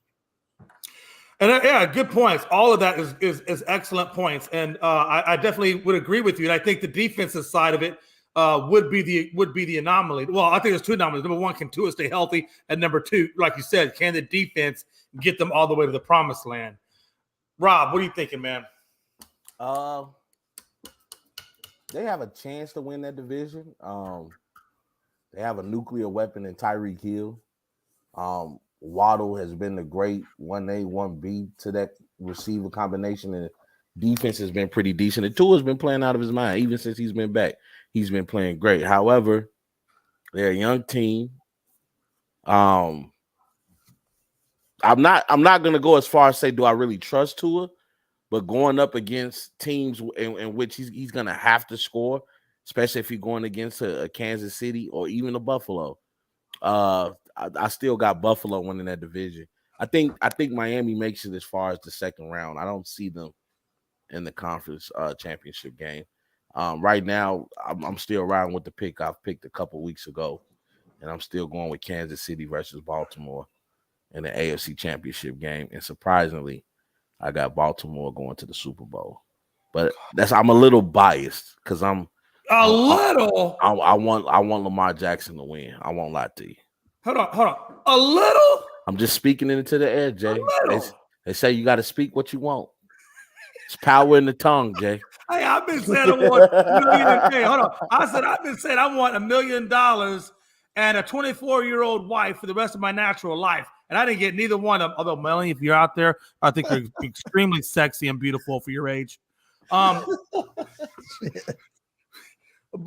seriously, $1 million. I ain't never had $1 million, and I've been saying that shit for years. Right, but you looking at it in monetary value. You got a wife and a dog named Blue that love you. You rich, Jay.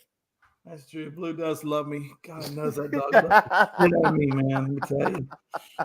No, seriously. Hey, that dog. Hey, literally. Let me tell you about Blue for a minute. This dog is so protective over me that when I go to bed at night, he sleeps at the foot of the bed. And then when I wake up and I go in there and I take my shower, when I open up the shower and I'm ready to dry out, Blue is right there on the dryer's mat in front of the shower, 2 feet away from me, just begging somebody to come in here and jack with me. You know what, Damien? I don't agree with you, but I wouldn't mind seeing that Super Bowl. I wouldn't mind seeing that Super Bowl. I you know what? I don't disagree with him. I wouldn't mind seeing that Super Bowl. I don't agree. Hey, you know what? For the first time in my life that I've known Damien, this is the first comment he's ever put up that I'm actually going to let ride and be like, not give him a hard time about. Consistency, Damien. I just need more consistent comments like that, and we golden, baby. We golden. God, what a time. Last question on the NFL topic. Last question.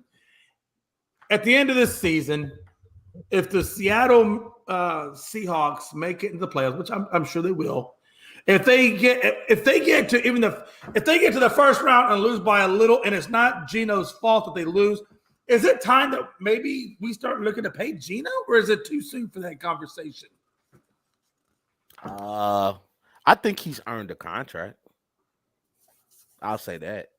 How much he gets paid, they still have. I mean, they're still not winning their division. So, but right for what he's done, for what he's been through in the comeback story, it's good, but do we really want to base a high margin of our bottom line to a 1 year, one good year?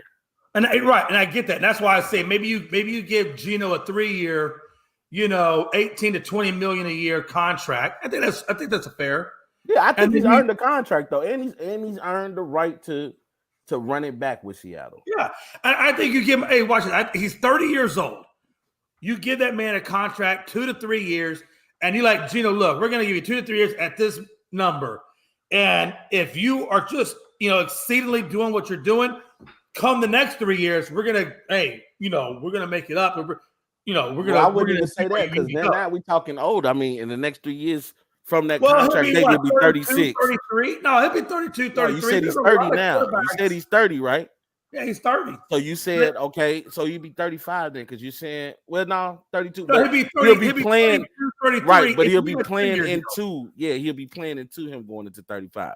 So I still, by that time, quarterbacks age differently, of course, but yeah, I'm not banking on that. What I would do for Geno is I'll give him a nice 2-year contract. I'm not going to break the bank with it, but I'll definitely give you a chance to earn some great incentives. Like, you can make it up if you perform. If you give me the same year you just gave me, I got you. We're going to have some great incentives. If you give me 20 touchdowns this year, boom. If you X amount of rush yards, you get X amount of dollars. You know what I'm saying? I'm up there for a minute because I want you to see this, Rob Scott. I hear everything you're saying, but John Suggs is a complete cheap a-hole. They signed a bonus of 5. And look at that. Hey, look, I understand your numbers, but come on, that's what you give a quarterback that's a backup, barely coming into the league. Given what this man's done and where he's taking his team, considering it, let's be honest, Seattle was supposed to be at the bottom of the barrel in the division. Give this man some damn money. Jay, I'm not saying you got to break the bank and give him, Patrick Mahomes money or even Dak Prescott $100 million, but I think you give him 3 years, 40 million, and then if he stays healthy and he continues to produce those next 3 years, maybe you give him another, I don't know. You got to structure it, right? Jay, Let me ask you a question, Jay. Jay, I need to come play for your team. Are you talking 40 million? No, I'm talking. If you give him 3 years at 30 to 40, that puts him around the 10 to 11 million a year range. Okay, that makes more sense. Yeah, but Jay, honestly, he said 2 years, 7 million. That wasn't that much difference from what I was gonna say. I was gonna say 2 year, 10 million. Well, I'm a little different than you. I believe I get what you're saying, and it touches the emotion. It touches the emotions, right? For 5-5. If the Seattle Seahawks were 5-5, and he had a QBR of 90 or something like that, then yeah, I'd say you give him the contract. But his QBR is pretty freaking off the chart, and his team is number 1 in the division. And depending on where it ends up, I say you give him 20. I'll go 20 million. 2 years, 20 million. I think 10 million a year is good compensation for what he's done. But they're not number 1 in their division, and they won't be number 1 in their division as long as they're in the division with the 49ers. Hey, you don't know that. You ain't Nostradamus. I'm Robstradamus. He said I'm Roster. Listen, I'll call you $1.25. I didn't call you $1. Hey, I'm telling you right now, Jay. That's why I made the joke of saying I would love to play for your team because I get what you're saying, but all considerations. I'm not just gonna take this year and break the bank because now I gotta still look at your previous years. You wasn't that good, so I'm not gonna. I'm not about to give you. What was this really? What really was his previous? He been a backup forever. What were we gonna go back to? That's the point, Jay. That's the point. You've been a backup forever. That's like me breaking the bank with Cooper Rush because he had 5 good games. I'm not doing it. God, you cheap bastard. I am cheap when I'm trying to keep some money. You cheap. You act like they ain't got money. Hey, Drew Lock is $7 million at 4 years, and where's Drew Lock sitting right now? Thank you. You know what? I bet you Denver would take Drew Lock back right now. I bet you they would. Consider Hey, look, but you know what? At the same time, as much of a lot of the issue is Russ, you got to hold Nathaniel Hackett to the fire. You do, but I Also don't have want. to I hold don't. Russ on the fire to the fire as well. Yeah, and that's the thing, Chris. I feel like people use Nathaniel Hackett or they say his name and they let Russ just sweep on up under the Well, I'm not rug. letting it slide. Not you, Like, Jay. Not you, Jay. But from what I've been hearing from different media outlets and things like that, no, Russ has been trashed this year. Basura. He is horrible, and he's making Pete Carroll look like a genius because Russell left and Pete is still successful. let me ask you this. Hey, there's a couple of things I want to get your guys' opinion on. Let's talk real quick if we can. Again, San Francisco is at 7-4, Seattle 6-5. Actually, I think San Francisco. Am I right on that? Is NFC is San Francisco? I wrote that down. Is San Francisco actually in the lead or is Seattle? Yeah, no, it's 49ers. So It's 49ers. okay. 49ers 7-4. I'm sorry. Okay, then we're back on Seahawks track. 6-5. Yeah. Let me ask you this: Baltimore and Cincinnati are both at 7-5, I believe, in the AFC North. Mm-hmm. Are we overlooking Cincinnati? Can Cincinnati get back to where Cincinnati was Super Bowl, or are we just writing those guys off? Nobody's scared of Cincinnati. I'm not writing them off, but yeah, I think until they fix that offensive line, that they're going to struggle against some of these other teams because Joe Burrow just takes a beating back there. And I don't know if you can continuously move. Like, I don't know if you can continuously win in the playoffs like they did last year, giving up 9, 7, 8 sacks a game. I just don't see you being able to do that year after year in the playoffs. Mm-hmm. Real quick, John Suggs says Cliff Kingsbury on the hot seat finally. Yeah, I think he should be on the hot seat. Absolutely. Mm-hmm. Have Jets fans finally going to admit Wilson is not the future? Well, if they didn't like the press conference game when they asked him about accountability and he gave a simple one-word answer of no, and then he had resting bitch face when Mike White was kicking ass, maybe that gives you the indication if you think he's the future or not. Just like Lamar can't be your leading rusher either. I agree. But again, Lamar wants to be the leading rusher. That's just his mentality. What do you have to say about that, Rob? I'm gonna go bottom top on what John Suggs said. What's your thought process? Well, first of all, I'm gonna just comment on the last comment that he just said, and that is Lamar Jackson is different. He's different from Josh Allen, and I don't think is he the leading rusher of the Baltimore Ravens right now? I know they've had some running back problems, but I believe he is. I believe if they can get J.K. healthy, and finally, receivers are coming back. He got Andrews back. They bring in the Deshaun Jackson. I think Lamar Jackson will be just fine, but he different from Josh Allen because Lamar Jackson right now, not only is he playing for something, but now he's being smart and not taking those hits. Even when he runs with the ball, he's sliding, he's getting down. Josh Allen want to hit somebody. That's not going to be good for his future. So the Warriors have came alive. yes, sir. Yes, sir. My ticket looking good right now. I hope And you know what? Even though they came alive, I still need Luka to go crazy. But yeah. Just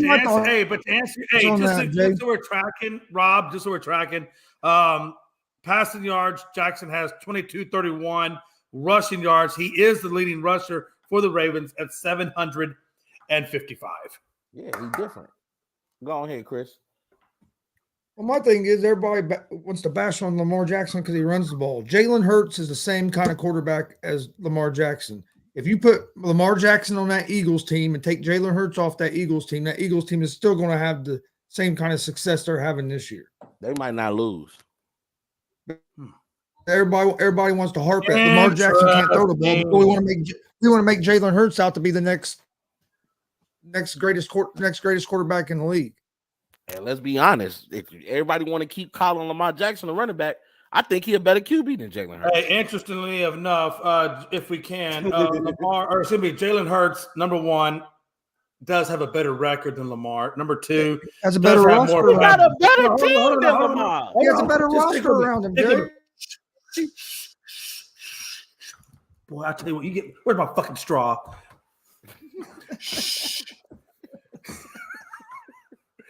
Just listen to me for a minute. Because you got me halfway through my statement. Jesus, it's like the wife's. It's like him being in bed with the wife, and you're almost there, and she's like, "Did you hear that? Hear what? Oh, damn! Now I lost momentum. Shit! Now we got to start all over again. Hold on, hold on. Listen, the man got 25, 60. He's got 400 more passing yards. Miles Sanders is the leading rusher for the Eagles. And last time I checked, A.J. Brown got 831, damn near 1,000-yard wideout. Is there any 1,000-yard wideouts on Baltimore? I'm just asking. Outside of the tight end, he probably is the one guy. There's not a receiver on Baltimore's team like A.J. Brown. There's not a running back on Baltimore's team like Miles Sanders. But why? No, Chris. But why is there not a wide receiver one like A.J. Brown over there? Let me answer that. Nobody wants to go to a dead man's land. Ain't that? Hey, if you're a wide receiver one, going to Baltimore is like going to the Mojave Desert trying to find water. He hasn't had Lamar won MVP without a true wide receiver number one. When's Lamar had a true number one wide receiver? The point I'm making is that the Eagles, yes, is Hurts a running guy? Yeah, of course he's a running type of guy. Is he a passing guy? Of course he's a passing guy. Who's got the better QBR?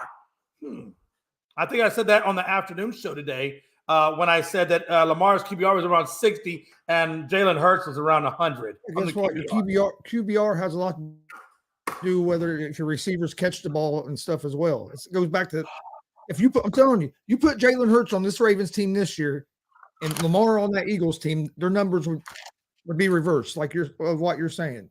Lamar would have the better numbers. Lamar would have been MVP by week 7.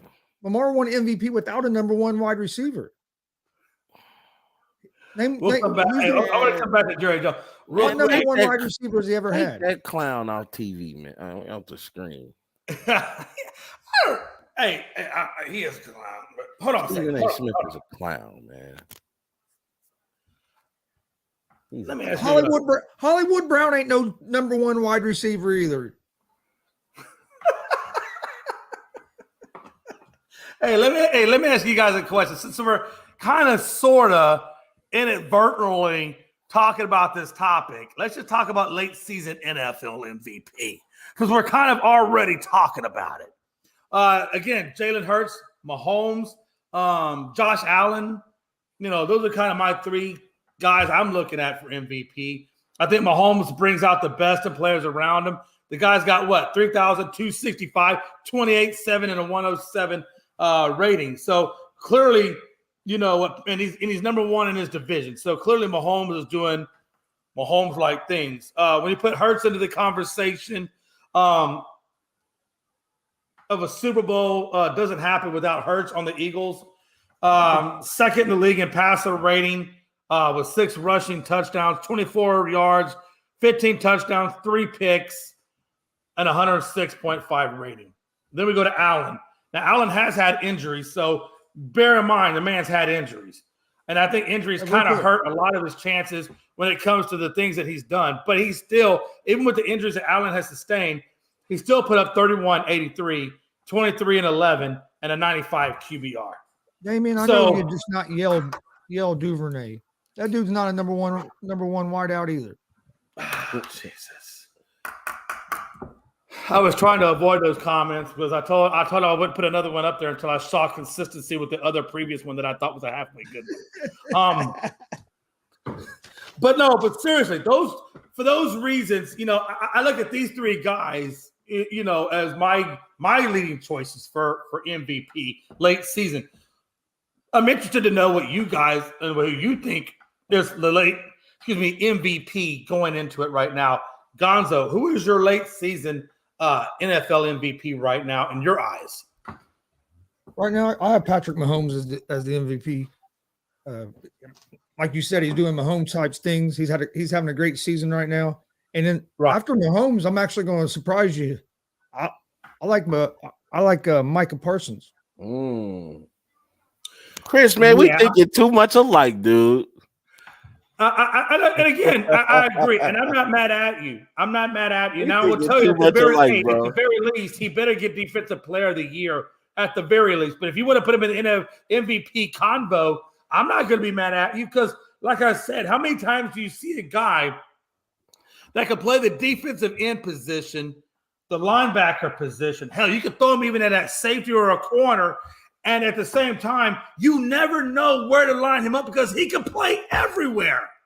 He can wreck a game. And he is a ball magnet. Like this dude literally is a ball magnet. I mean, and you don't see guys like you that. can put him everywhere, but you need to put him at the edge. Oh no, I agree with you. Trust me. No, I agree. But I love his versatility that he's big enough, strong enough to play the edge, but yet quick enough to play safety or corner because of his instincts. Yeah. No, that's why I like him. I haven't seen a guy like that in a long time that was that versatile that could play just about damn near everywhere on the field. Yeah, I'm riding with Chris though, and then my third, I still have to put Jalen Hurts up there. So you got okay. So you would put Michael Parsons and Jalen Hurts as your late season MVPs right now.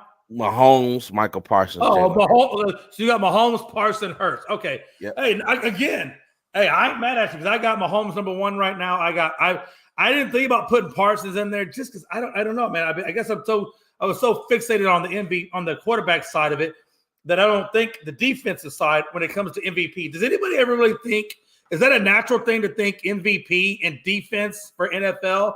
I mean, I don't know. It almost seems like MVP, NFL, I always synonymously look at offense before I look at defense. I don't know. It's been a while since somebody's got an MVP from defense, but it's doable. You just have to. That's the only reason I don't have Mike as number one. He's had a great season, but he hasn't had that season where you're like, okay, this dude is just on another level. I like Kelsey. I think Kelsey's phenomenal, but I don't think Kelsey's MVP. I just think he's a Kelsey has the magic because of Mahomes. Yeah, exactly. The crazy thing about Parsons is this is only his second year. Could you imagine Parsons at year 7 or year 8 when he's got a lot more experience under his belt? God forbid, man. It's going to be fucking. And if he stays healthy, of course, he's going to need help on his side. But this guy could be a freaking nightmare as he gets more experience under the belt. It's just going to be insane. All right, real quick, man. Comeback player. I did want to talk about that real quick. Comeback player of the year. I'm giving it to Geno Smith. I'm giving Geno Smith the comeback player of the year. I feel like the man has gone through the purgatory system from the Jets to the Giants to everywhere else. He's bounced around. And finally, he's having a comeback year or a breakout year with Seattle and what he's done for that franchise. So that's why I got him as comeback player of the year. I'm curious to know what you guys and who y'all's comeback player of the year is. Gonzo?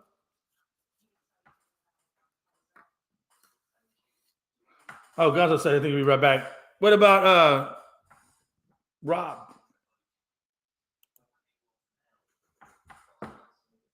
Oh, Rob got, damn, both of them left me. Okay, I'm back to Jay running the stroke. Okay, comeback player of the year. Again, I give it to Geno, and I'm curious to know what you guys think in the comments section of who your comeback player of the year is. John Suggs says, regardless of records, comeback player goes to Geno or Daniel Jones. You know what? I can see Daniel Jones because we all had him written off until Dable came in there. Can't even be mentioned. No, I'm not giving Mariota. I'm not on that Mariota shit. But definitely Daniel Jones, Geno Smith. Yeah, I'll give you that for sure. And the only reason I'm not putting Mariota in there is because they're in a weak-ass division with Tampa right now. I mean, it's crazy. Gonzo, who's your comeback player of the year? Saquon Barkley. Ooh, that's a good one too. Jesus, man. You know what? I didn't even think about that. God, you gotta put Saquon. You gotta put Saquon in there. Man, the guy came off a lot of injuries, and he's playing phenomenal. I put Geno Smith up there. I'll put Geno Smith up there as well, but I think Saquon Barkley has to definitely be up there. The type of year he's having after everybody's basically wrote him off, said he couldn't stay healthy.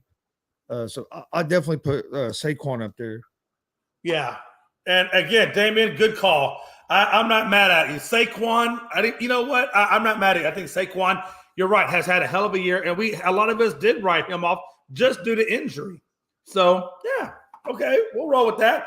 I think Rob is still out, so we'll wait for him, or we'll move on, but we'll come back. I'll get his quick answer on that in a minute. when James returns, well, he actually has returned. I didn't get a chance to check the slide. So now that James has returned, should AD still be the number one option, or do you go back to James being your number one? My opinion is I think you keep AD as your number one to take the pressure off of an aging LeBron James. Because if you try to go back to having LeBron be your number one, he may run into a lot of injury issues. I think you run it through AD and have LeBron now, still be Bron, but don't put all the weight on his shoulders that you at 38, 39 years of age, you're wearing him out. So I think it still has to go through AD being your number one guy. Gonzo, what do you think about that? Yeah, I think that's what needs to happen is AD needs to be the number one. And that's honestly kind of what LeBron's plan was when he went to Los Angeles once Davis got there. He wanted Davis to be the number one guy, but Davis hasn't been able to carry that load, whether it's been because of injuries or I still think Davis is a little soft myself. He don't like playing physical underneath. But yeah, they need that Lakers team to be their most successful. They need Davis to be their number one option. But I mean, like I was just talking earlier, they blew a 17-point lead last night with 10 minutes left in the game and lost to the Indiana Pacers. And a lot of that was because they got the lead and they started throwing up 3-pointers. And forever and I'm not a big Russell Westbrook guy, so don't take this wrong, but he played a hell of a game last night. It wasn't his fault they lost. You know what I mean? Yeah, I actually wrote in my notes. Speaking of that, I don't think you're a bad guy. I wrote in my notes that Westbrook looks like he is really embracing, coming off the bench, which I never thought I would say that about Russell Westbrook. Yeah, Westbrook played a good game last night for the Lakers. The Lakers were up by 17 with 10 minutes left in the game, and then the Pacers went on a big run and won on the last second shot. But LeBron threw away that game. Yeah, Rob, real quick. I didn't get to ask you the one question I wanted to ask you too. I know Chris gave his comeback player of the year when was Saquon. I gave mine to Geno, but I think you could put Geno, Saquon tied for different reasons. But who is your comeback player of the year right now? Who would that be for you in the NFL? Your comeback guy? Say comeback guy. Yeah, who's your comeback player of the year right now as we stand?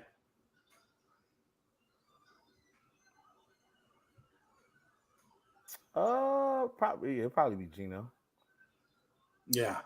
And again, me and Rob say Geno, but again, if you put Saquon in there, I ain't mad at you because a lot of us rode that dude off for injuries. So again, I get it. Yeah. It's just that Geno is, for what he's doing this year, it's amazing, because he was written off, he was wrote off. People know that if Saquon can stay healthy, what he can do. Nobody saw this coming from Geno. Nobody.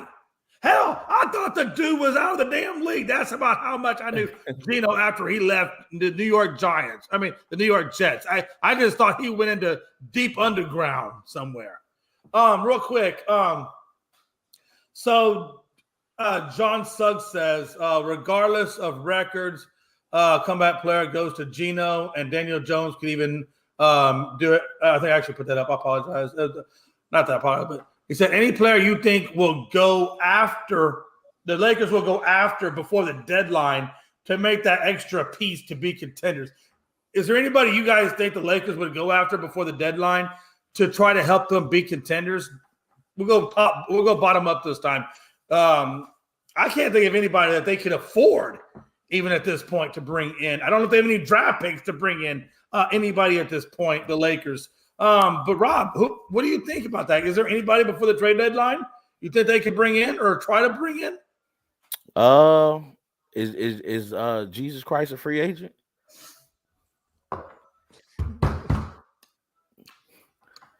He is a free agent for everybody. I'm just saying that's the only guy I can see them drafting for them to have a chance. Or trading for it. But now, honestly, if they can somehow pull off a deal with Indiana, I don't see it happening, but that's their only hope, is that they can try to get Buddy Hield or try to get something. I'm not saying Buddy Hield is the end all be all in no way, shape, or form, but he's the type of player that would just fit well with LeBron. But one thing I could say about LeBron is he's been, to me, this season trying to really show and put effort into AD being the number one guy. Yeah, absolutely. I think he has definitely embraced Davis being the 1A and him being the 1B, to the point where I think Davis being reestablished and LeBron's support of AD being established really does help with that rim protection that AD can give these guys. Hey, Frankie, did I touch some emotion there? I'm sorry, sir. You said coming from someone who rocks two teams, so when one is shitty, he can go to the others. Hey, I might be rocking 3 teams because let me tell you something. Luka is him. You gonna really hate me then. Oh, wow.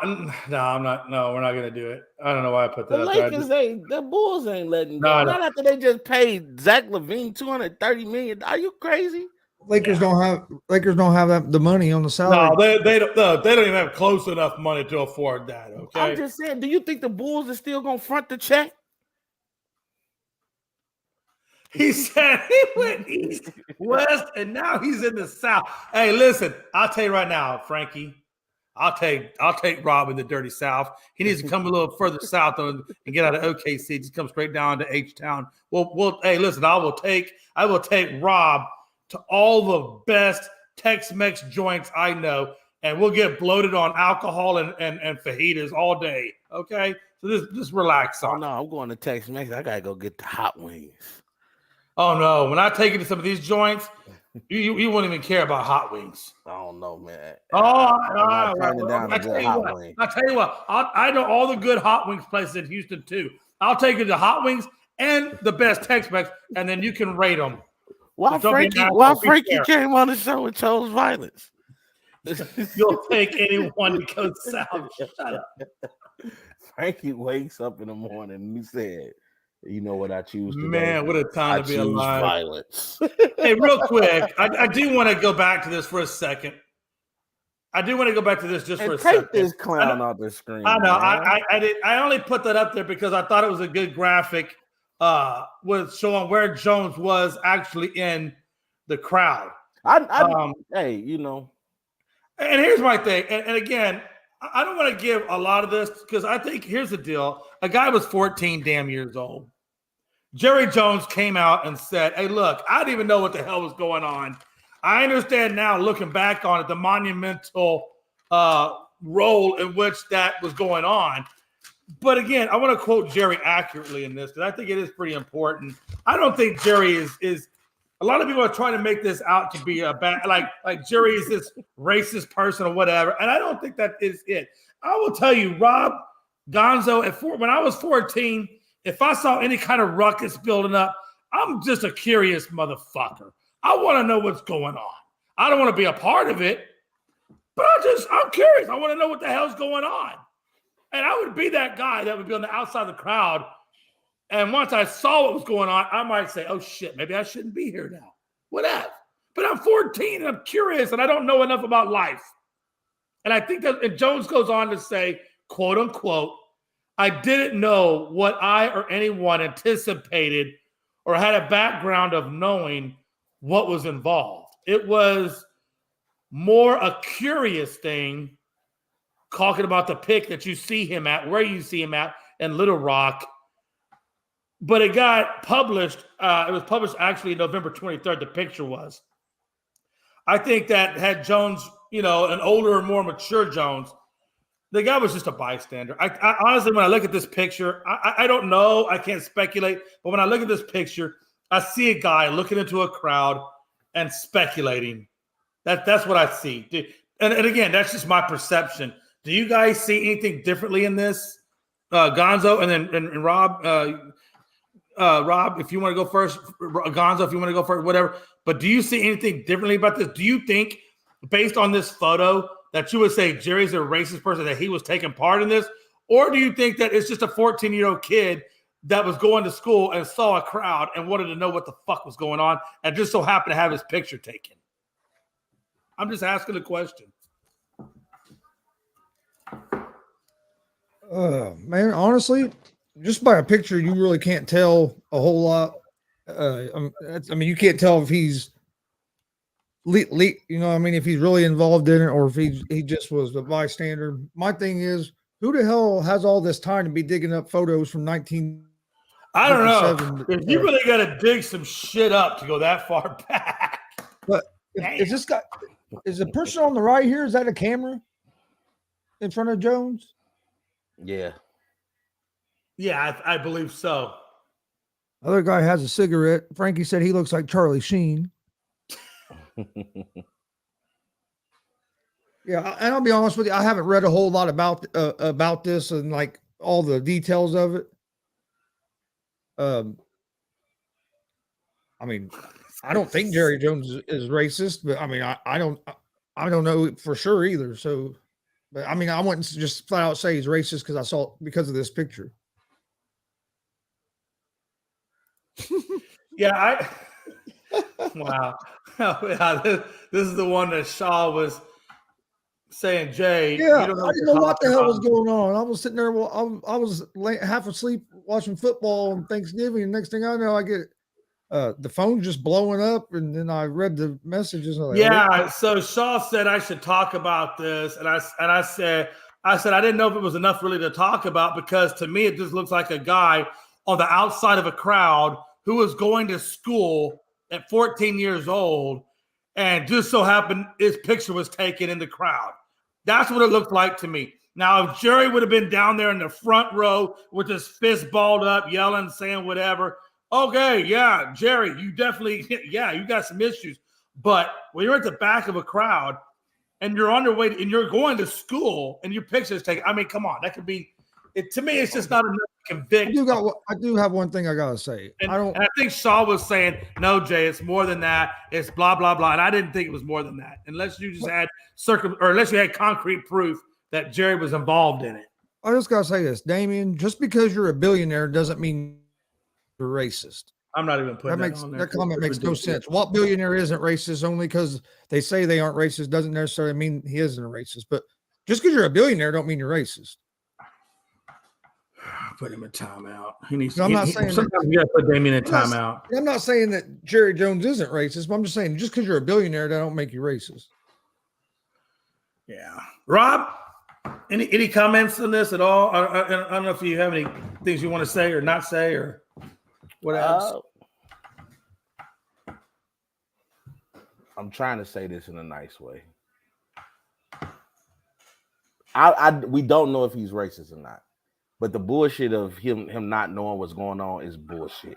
But something that big happens at your school or where you go in your environment, you know, it's not me being curious. You know what's going on. So like me trying to hear that, I don't want to hear that, because that's like if Charlie Manson shows up at your school. You got to know he's gonna be there. And at that time, during that date where segregation was such a big part of America, to see a black kid going to an all-white school, you know that was going to happen. I'm pretty sure that was news, as I heard and read on some comments from people. He played sports. They had coaches that told the students, don't go out there, don't get involved in that. You know what I'm saying? And certain students showed up anyway. So I'm not going for that, but I'm not going to sit here also and say this picture makes him racist. My problem wasn't with Jerry Jones. I'm not gonna hold what somebody did at 14 against him, but I also see what goes on now. I know he has a staff, he has an organization full of blacks, but none in power, no head coaches. I don't see any GMs that's black. I don't see any presidents of operations that's black. I'm just keeping it real. He got players that are black because he can control the players, and he's willing to pay the players top dollar. But he doesn't believe. I'm surprised he has a black quarterback, to be honest. I'm just being honest. But I'm not going to hold what he did at 14 against him. Well, the other guy that's on the screen, for how quickly he persecuted Kyrie, for how quickly he persecutes Kevin Durant, for how quickly he persecutes anybody in the NBA or NFL that doesn't agree with his logic, for him to be so forgiving to Jerry Jones, because he's fond of him wasn't cool with me. And Yeah. and he definitely lost a fan in me. I was a huge fan of Stephen A. Smith, but he lost a fan that day. And oh, trust me, I have no issues with what you're saying. I just hate the double standard. I'm not a fan of him either. Honestly, I'm not. I just hate the double standard because if the shoes were reversed, it was a bunch of black kids sitting there looking at something. I don't know if we would be so quick to get the benefit of the doubt. And this is just a black man speaking. Trust me. Yeah. So that's my only thing. Everybody ran to Jerry Jones' defense.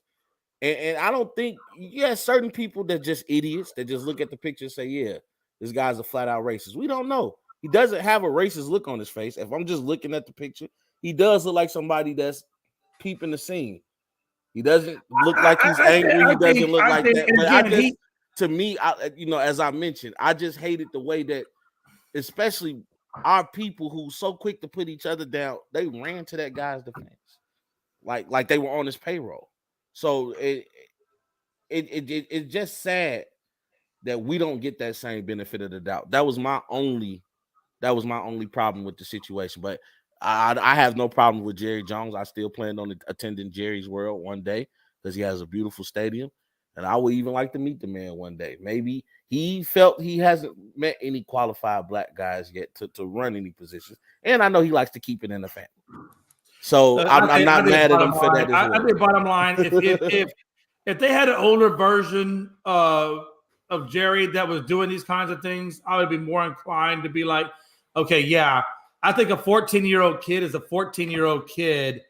I'm not saying, him being at the back of that picture, I don't know, man. I don't know if the man's racist or not, but I just don't want to convict a 14-year-old kid at the back of a crowd without knowing more concrete evidence on him as a person at 14. You know what I mean? Yeah. I just need more evidence. That's all. I can't a picture, but this is a message to all the kids, and this is what I try to tell y'all, and even to some adults that still have childish ways. Be careful what you put out there. Yeah, absolutely. Because once it's out there, it's out there. Out there. And only thing that can happen is you're gonna leave things up to interpretation. Yep. And you got people. And the crazy thing about the biggest part of that? Hey, you know what the biggest part of that though is, Rob? Is this picture was 1957. So just because you think that a photo back in the 50s couldn't possibly make its way, just say, look, the internet's a crazy thing. That's what I'm saying. You got people in this world that's what they do every day is just they pick somebody and they try to dig up stuff. So like Rob said, you got to be careful what you put out there anywhere, because once you get something on the internet, it's there for good. I don't care if you try to delete it or not. And there's people that just search for stuff like that. Did you read that one? He said, rumor has it that the tall guy, two guys to the left of Jerry, is Bill Clinton. Now, he does put laugh out loud on it. But dude, think about it, man. Hey, they were all in that same time period. They're all from Little Rock, at least in that area. Who's to say that Bill wasn't there? I don't know. I'm not going to get involved in it. But it is kind of, if it is true, that would be, I'm not going to say nothing's a laugh out loud about that picture. Nothing's a laugh out loud about that picture. I'm not going to say that. Do you think me up there is a naked? I was laughing at Damien's comment. What are the odds? You know what? Hey, okay, real quick, and then we're gonna end this segment, and then we're gonna get up on out of here. We're about almost a 2-hour mark. But let me ask you guys a question. Dan Snyder did come out and say publicly that I got some evidence on a lot of people in the NFL. What are the chances that Dan dug this up and had people dig this up and then put it out there? It's not unheard of. It's certainly not far-fetched. It could be. Yeah. Crazy life. I'm just saying, crazy life we live. All right, folks, man. Hey, we're going to get some final thoughts, and then we're going to go chill out and relax, and Jay going to go pour some Hennessy. I don't typically drink Hennessy, Rob, but it was given to me as a gift, and, well, I'm not going to turn it down. Hey, final thoughts, gent. We're gonna start with Gonzo. Rob, I'll finish it up, and then we out at 5. Gonzo, final thoughts, brother. Final thoughts. Colts played like shit last night. Pacers got a big win. Pacers do not trade Miles Turner and Buddy Hield for Russell Westbrook. And congrats to the United States soccer team making the knockout round. Yeah. For sure. Dollar. Okay, from now on, Rob, I do need you to modify your name. Could you just put $1.25? And then when you graduate to $1.50, we're gonna go, and then maybe you get to do $2. I don't know, but right now I need you to put $1.25. And it's good because I know too many damn Robs and big shot Robs and Rob twos. There's too many Robs. I need $1.25, and then I'm gonna call him Big Shot. No more Rob. There is no Rob. It's Big Shot and $1.25. Hey, since real quick, since we lost one of the guys that had big in their name, do I need to start calling myself Big Gonzo? Big Gonzo. Look, man, if it makes you feel awesome, I will call you. Hey, I will call you whatever you want. You want to be Big Gonzo, Long Gonzo, Girth Gonzo, Round and Mound, whatever you want, man. I'll call you whatever you put on that little screen there. I'll call you. Okay, so that's a personal thing. You think what you want to be called, you put it on there, and I definitely will do that. $1.25. Oh my God, Julius Randle had 36 tonight. I'm sorry. Final thoughts. I need the Warriors to go ahead and come back, win this game. That's what I need. Rob's 2-dub. I like that. I like that too, to be honest with you. But again, it puts the word Rob in there, and I know too many Robs. I need more. If you want to call him 2-dub, 2 chains, 225, okay, I'll even go that route. Hey, but yeah, again, and to Chris's sentiment, shout out to the U.S. men's national soccer team, man. They got the job done. So let's see if they can keep the magic going out there in the World Cup. Absolutely, man. Hey, I just got 2 things to say. Number one, Rockets, please continue to lose. Wembanyama, or however you say that man's name from France, he looked pretty sweet to me. And our best chances is to come dead last. Not saying we're going to get it, but you know what they say when you gamble, Rob? If you don't put it in the middle, you can't get the reward. So please, by all means, just don't even, you know what? Just forfeit. Just go out there, have old silence, give up the forfeit sheet, and let's just go dead last and, get Wembanyama, and then we'll come back and we'll take 2 steps back, but we'll take 50 steps forward with Wembanyama. Because anybody like LeBron that calls this man an alien, I promise you, I swear to God, we all want it. We want it like the worst kind of way. Hey, Damien, the Bulls were stupid. Just to answer your question, I'm gone after that. Yeah, I was good. Hey. Yeah, did you see that about Billy Donovan? Are you upset that they extended his contract? I am. I don't have a problem with Billy, but I don't think Billy is not the coach that we need right now. Okay. I think Billy is a great coach, but he's just not what we need right now. Right. Honestly, we need some Mark Jackson. We can use we can use a Rick Carlisle or somebody, right? Whoa. No, I think you had the nail on the head. I think you need Mark Jackson would do amazing out there in Chicago. Oh man, don't take Carlisle from me. I get you. I know he coached. Did you see that look on Gonzo's face when you said that? Literally, his eyes got so big. It was like he just came and peed in his Cheerios and then walked away with "You're welcome" note. What though? I think right now the Bulls need somebody that's gonna garnish their respect in the locker room. I think right now there is some back and forth, not in a bad way, but I don't think everybody knows their role. They need a coach that's they need a coach that's gonna come say, "Hey, DeMar is our go-to. Zach, you our go-to when DeMar ain't feeling it." You know what I'm saying? Like Zach be trying to play like he 1A. He's not 1A. I'm sorry. Right. I think he was overpaid at $230 million, if you ask me. What? But That's neither here nor there. Wow. Yeah, man. Listen, in closing, my final thoughts are a couple of things. Number one, mad respect, mad shout out.